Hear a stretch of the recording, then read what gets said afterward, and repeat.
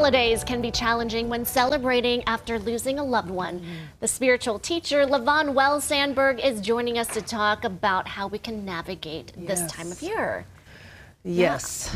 It can be really, really difficult. We just had Thanksgiving, and maybe someone has lost someone in the last few months.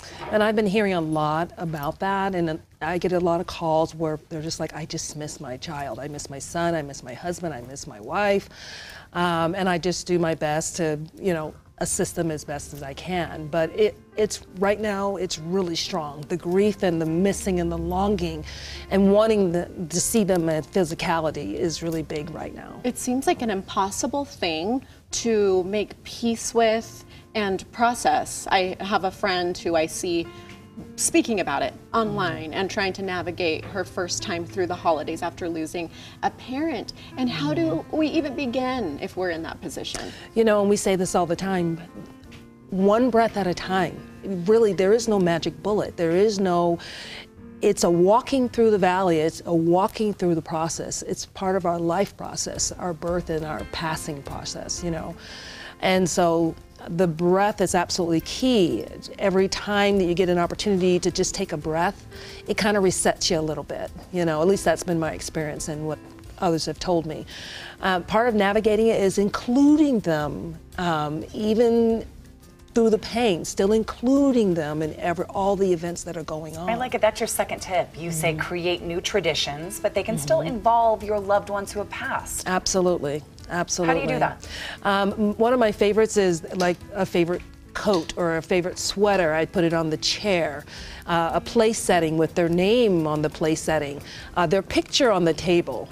And be willing to, if you're going to cry, you're going to cry. If you're going to smile, you're going to smile. If you're going to laugh, you're going to laugh. Be willing to tell stories and speak their name. I can honestly tell you that I believe firmly in my heart, based on my experience with my daughter, and she transitioned, it's been about 21 years now, that I can, whenever I'm putting my attention on her, that I get little signs here and there.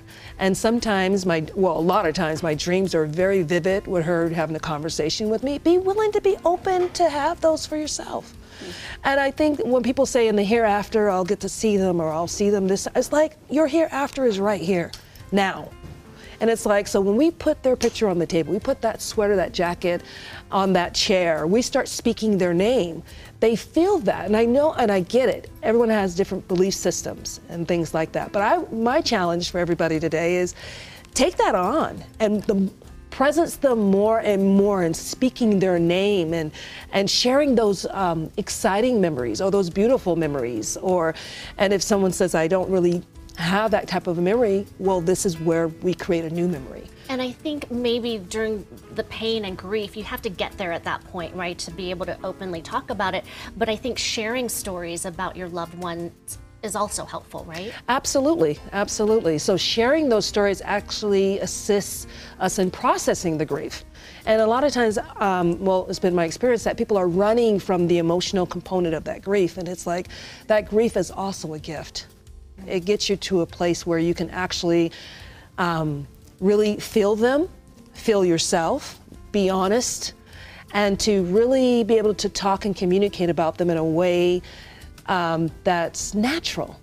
It's not taboo, it's just natural. Yeah. It's part of the process. And you let people know it's okay to talk about them. Yes. You want to keep that memory. And you say, be gentle with yourself. Absolutely. People are beating themselves up with the what ifs, the what ifs, the what if. What if I'd done this or that, if this was better or that was better.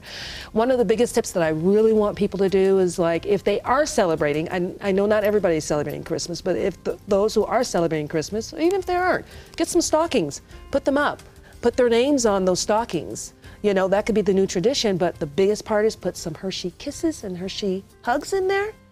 And then when they feel like they want a kiss from their significant other or their child, they pull out a kiss. And if they want a hug, they grab a hug. Levon Wells is the spiritual teacher, everybody. She's on social media. Also, she's doing a Gratitude Friday that goes through Sunday. She's extending this offer to GTU viewers for Cyber Monday. It's a private 45-minute live session for $88. Go to our website for more, and we'll put a link right there. Thank you so much. Thank you. We'll be right back with more GTU, everybody.